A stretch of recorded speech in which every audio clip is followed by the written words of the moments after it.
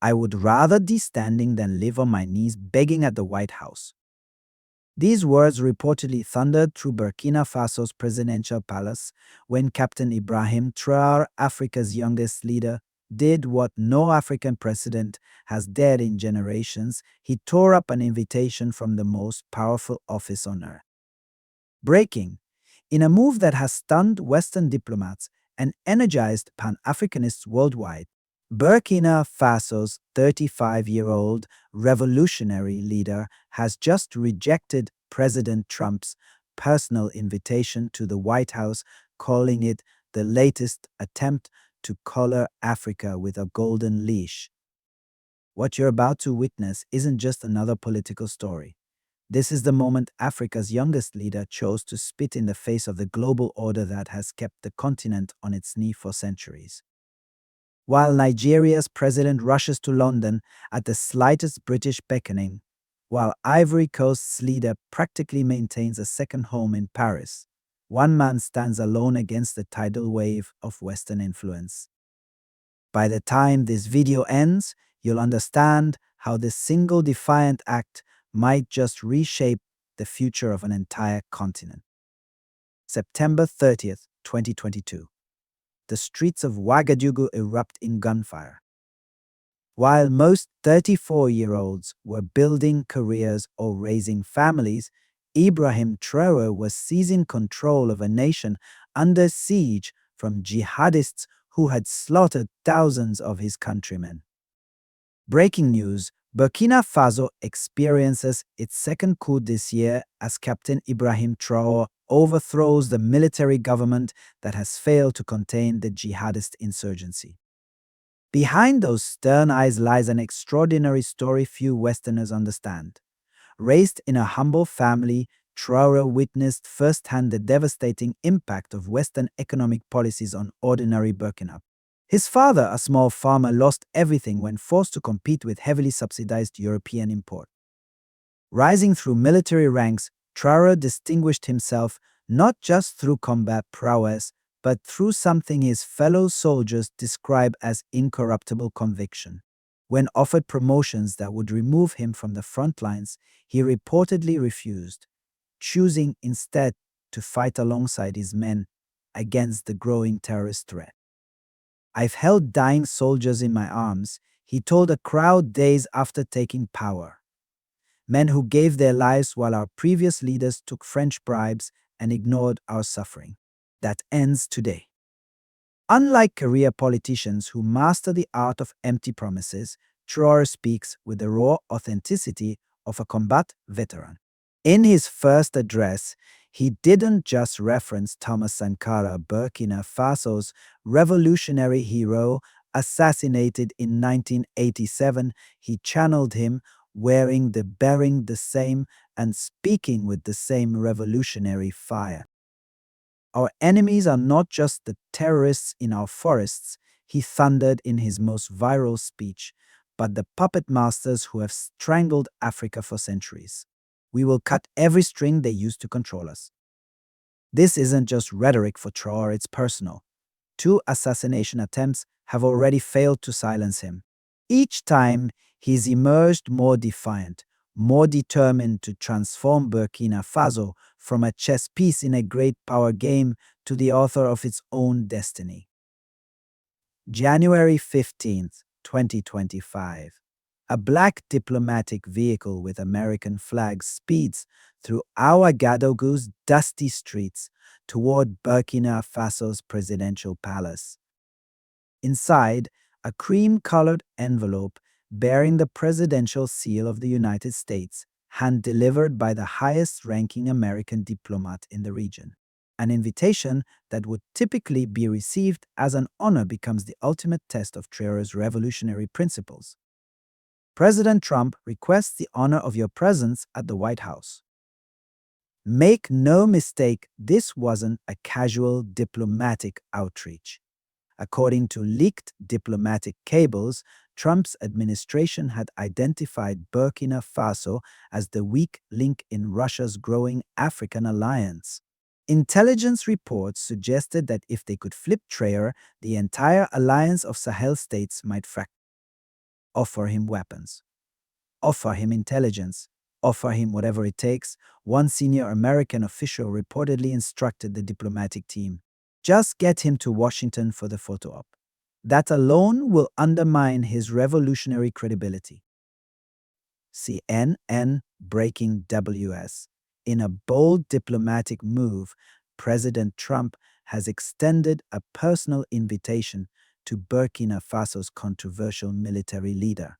Sources inside the administration call this part of Trump's strategy to counter the Russian and Chinese chokehold on African resources. What the Americans failed to understand was that Traoré had already survived to 2 assassination attempts, the most recent just weeks earlier. Sources close to the captain claim he suspected Western involvement in both. The invitation forced Traoré to make an impossible choice: accept and be seen as another African leader rushing to kiss the ring of a Western power, or reject and potentially face the full economic and military might of the world's superpower. For 3 days, the diplomatic pouch remained unopened on Traoré's desk while he consulted his inner circle and contemplated a decision that would define his legacy. January 18, 2025.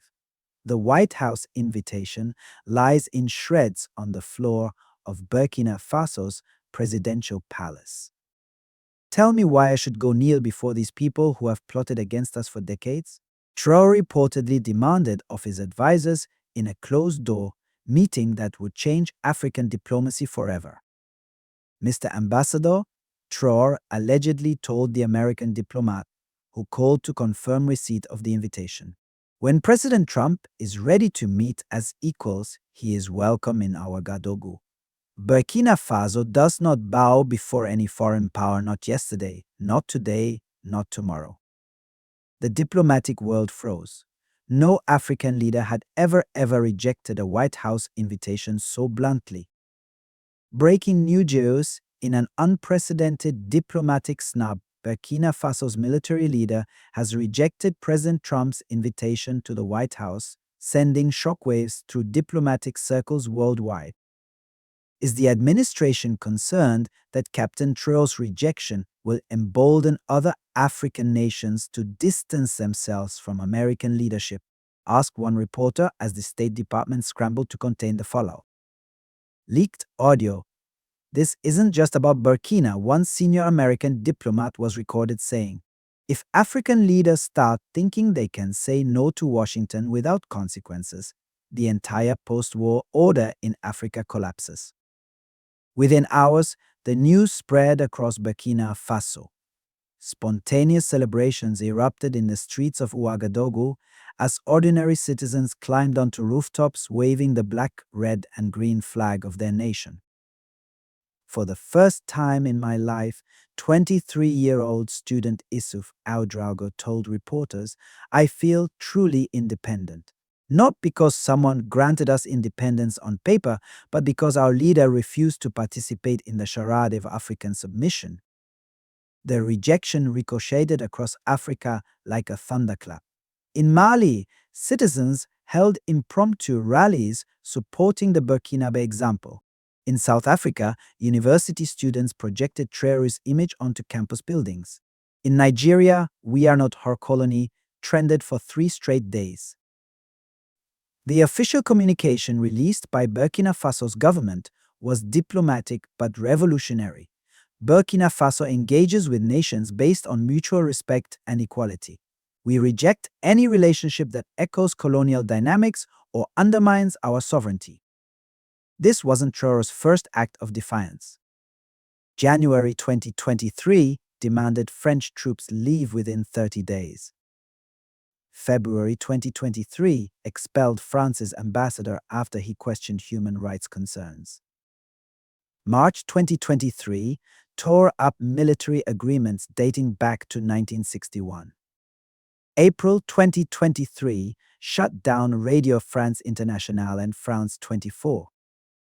June 2023 expelled United Nations officials for interfering in internal affairs.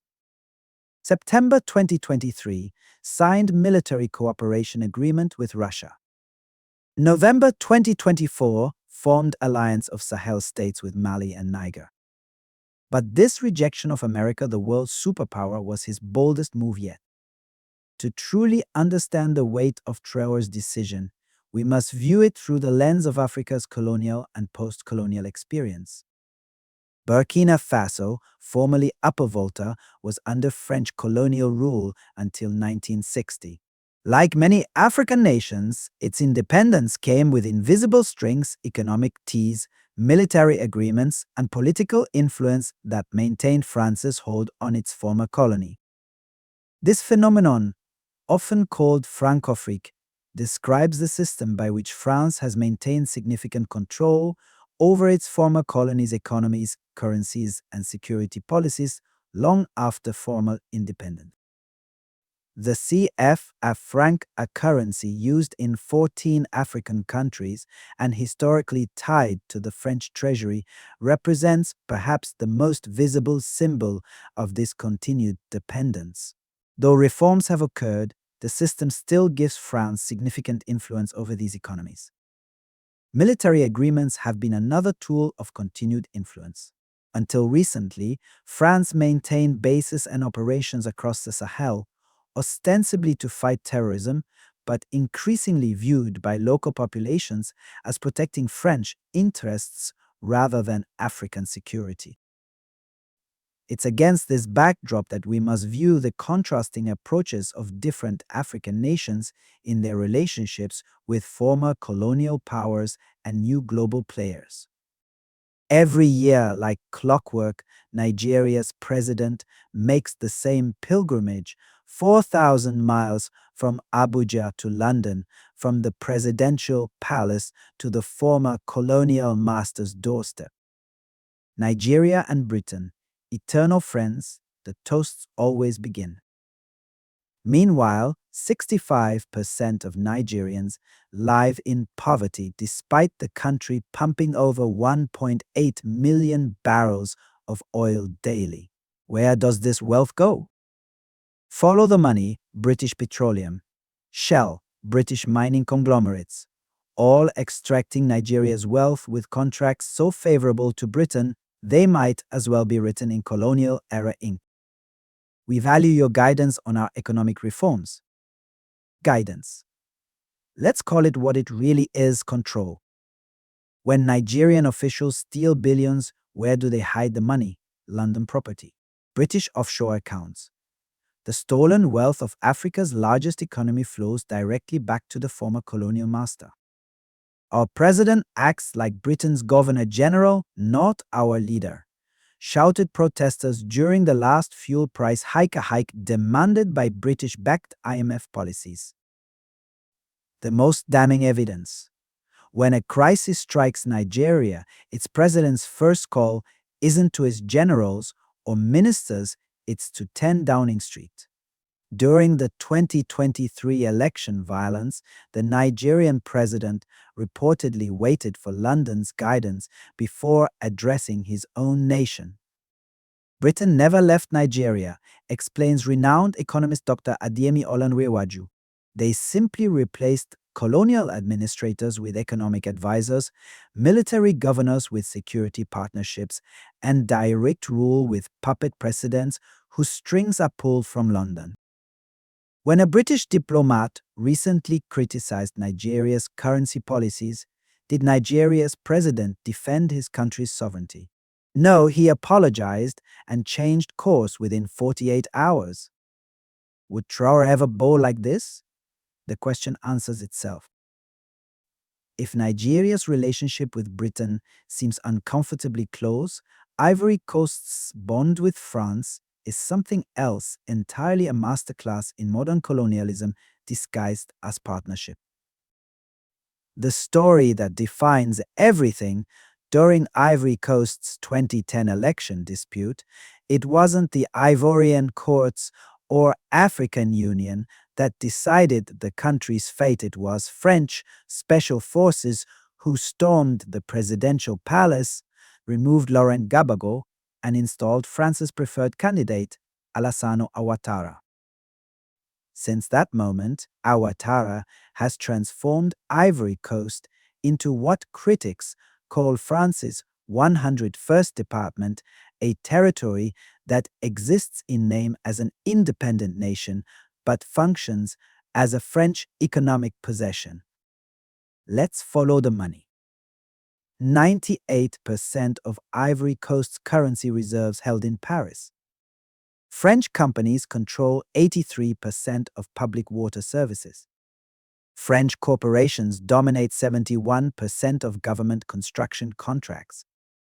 France's military base in Abidjan houses over 900 troops. Every major port contract awarded to French companies.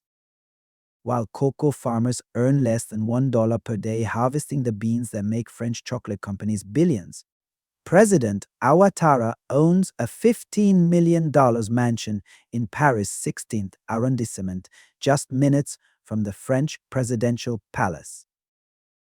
Leaked. In 2023, French diplomats were caught on tape referring to Ouattara as Notre Homme, our man in Abidjan, and discussing how to guide him on restricting Chinese investments that might threaten French business interests. France dégage, France get out, chant young Ivorians in the streets while being tear-gassed by police trained and equipped by France. The most shocking evidence of this relationship. In 2022, when asked about a controversial constitutional amendment, Ouattara reportedly said, "I need to consult with my friends in Paris before making a decision." When the French president visits Abidjan, the red carpet isn't just rolled out, schools close, workers get day off, and the entire government apparatus mobilizes as if welcoming a returning king. One leader cherishes his French Medal of Honor. The other burned the French flag and expelled their ambassador. To understand Traoré's rejection of the White House invitation, we must understand the ideological framework that guides him, one deeply rooted in the legacy of Thomas Sankara. Sankara, who led Burkina Faso from 1983 until his assassination in 1987, remains one of Africa's most revered revolutionary leaders. During his brief tenure, he renamed the country from Upper Volta to Burkina Faso, land of incorruptible people, and embarked on a radical program of self-reliance and anti-imperialism. Sankara famously rejected foreign aid that came with conditions, saying, "He who feeds you controls you." He pushed for food self-sufficiency, massive vaccination campaigns, infrastructure built by Burkinabe hands, and women's rights long before such positions were mainstream. Most relevant to our discussion, Sankara was unafraid to speak truth to power on the international stage. In a famous address to the Organization of African Unity, he declared, "The slave who is not capable of assuming his rebellion does not deserve that we feel sorry for him." If you are still with us and ready to take on the Pan-African rebellion, blindly hit the subscribe button. Very, very few Africans dare to be rebels in this regard. Sankara's assassination in 1987, widely believed to have been supported by foreign powers uncomfortable with his independent stance, cut short what many saw as Africa's most promising revolution. Ibrahim Traore has explicitly positioned himself as Sankara's ideological heir. Pictures of Sankara adorn government buildings. Traoré frequently quotes the revolutionary leader, and policies increasingly reflect Sankara's focus on self-reliance.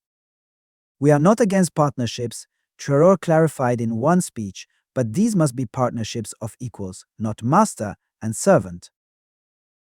It is through this Sankarist lens that we must view the rejection of the White House invitation not as diplomatic rudeness, but as consistency with a deeply held political philosophy that views true sovereignty as non-negotiable. While rejecting traditional Western partnerships, Burkina Faso under Traoré has not chosen isolation. Instead, it has pursued a strategy of diversifying its international relationships, with particular emphasis on new partnerships with Russia, China, and regional powers. The Russian relationship has been particularly significant. Following the pattern established by neighboring Mali, Burkina Faso has welcomed Russian military advisors and reportedly Wagner Group mercenaries to assist in counter-terrorism operations after French forces departed. Unlike relationships with Western powers, the Russian partnership appears to come with fewer governance conditions and public criticisms, a factor that appeals to a government focused on sovereignty above all else. Chinese investment has also increased, particularly in infrastructure projects. Unlike Western aid, which often comes with conditions regarding democracy and human rights, Chinese assistance typically focuses on economic developments with fewer political strings attached. Perhaps most significantly, Burkina Faso has strengthened ties with neighboring Mali and Niger, forming the Alliance of Sahel States, a mutual defense pact between three nations, all currently led by military governments that have distanced themselves from Western influence. This regional approach represents a potentially game-changing development. Rather than each nation being isolated and vulnerable to pressure from global powers, the alliance creates a bloc of nations with shared security concerns and ideological outlook.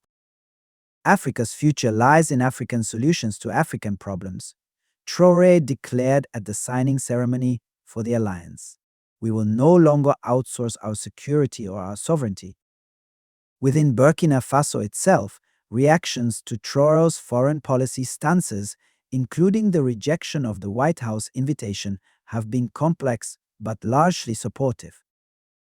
The country faces enormous challenges, one of the world's fastest growing terrorism crises, with jihadist groups controlling significant territory, economic hardship exacerbated by security concerns, and over 2 million internally displaced people. Yet polling and street interviews consistently show strong support for Traoré's sovereignty-focused approach, particularly among young Burkinabe who see him as standing up for national dignity in a way previous leaders have not. For the first time, we have a leader who does not bow to the West, one university student told reporters at a rally supporting Traoré. This makes us proud to be Burkinabe. This sentiment is particularly strong regarding the expulsion of French forces and media, which many citizens viewed as biased or serving foreign interests rather than Burkina Faso's security needs. However, some civil society groups have expressed concerns about the democratic trajectory of the country under military rule, questioning whether anti-Western positioning might be used to deflect attention from domestic governance issues. We support sovereignty, one civil society leader noted, but sovereignty must include the voice of the people, not just the voice of those in power. This perspective reflects the complexity of Burkina Faso's situation, balancing legitimate aspirations for true independence with equally important concerns about democratic governance and human rights. Internationally, reactions to Burkina Faso's independence stance have divided largely along geopolitical lines. Western nations, particularly France and the United States, have expressed concern about Burkina Faso's pivot away from traditional partnerships. Official statements have framed these concerns in terms of democratic governance and human rights, though critics suggest the real concern is loss of influence in a strategically important region. We remain concerned about the trajectory in Burkina Faso, one State Department spokesperson noted after the rejection of the White House invitation became public. We continue to believe engagement is the best path forward for the Burkinabe people. Russia and China, conversely, have embraced Burkina Faso's new direction, with Russian diplomatic statements praising the country's commitment to true sovereignty and Chinese officials highlighting their non-interference approach to partnerships. Among African nations, reactions have been mixed. Nations still closely aligned with former colonial powers have remained largely silent, while others with more independent foreign policies have expressed support for Burkina Faso's stance. South Africa's international relations minister reportedly commented that each African nation must chart its own course in international relations based on its unique history and current challenges. The African Union, caught between competing interests, has taken a measured approach, focusing on the need for a return to constitutional order while respecting Burkina Faso's sovereignty. The rejection of a White House invitation symbolic, as it maybe represents a potential inflection point in how African nations engage with global powers. For decades, the pattern has been clear. African leaders travel to Western capitals, accept aid packages with conditions attached, and return home to implement policies often shaped more by external interests than domestic need. What Traoré's stance suggests is an alternative model, one where African nations set the terms of engagement, reject symbolically unequal meetings, and pursue partnerships based strictly on mutual interest rather than historical ties or power dynamics. This approach comes with risks. Western nations control significant portions of the global economy, international institutions, and security apparatus. Taking a stance against these powers can lead to sanctions, reduced investment, or isolation from international forums. Yet it also offers the potential for a more genuine form of independence, one where African resources and priorities truly serve African interests rather than continuing patterns established during colonial time. The question facing every African nation, one Pan-African scholar noted, is whether the path to development runs through Washington, Paris, and London, or whether it must be charted by Africans themselves. Traoré's rejection suggests his answer to this question is clear.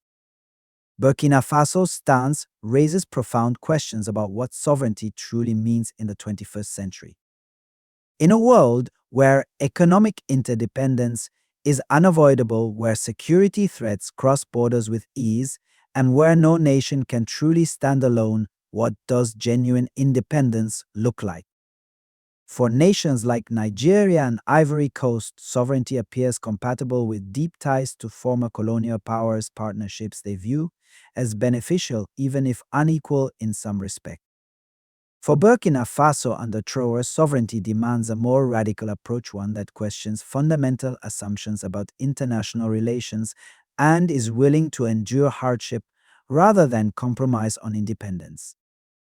The truth may lie somewhere between these approaches. Complete isolation is neither possible nor desirable in the modern world. Yet complete dependence on former colonial powers or new global players risks perpetuating patterns of extraction and inequality that have defined much of Africa's history.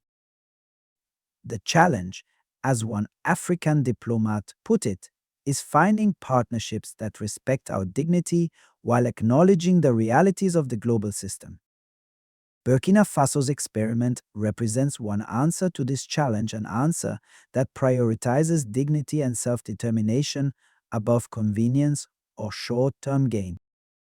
History's pivot points rarely announce themselves. They don't arrive with trumpets and pronouncements. They often appear as small acts of defiance that, viewed years later, changed everything. A torn White House invitation. A young leader saying simply no.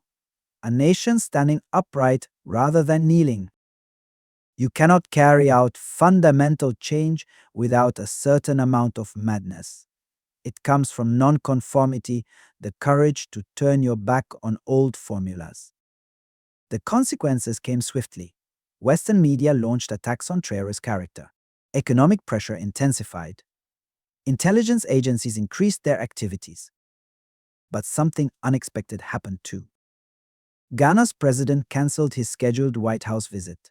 Kenya demanded renegotiation of its military cooperation with the US.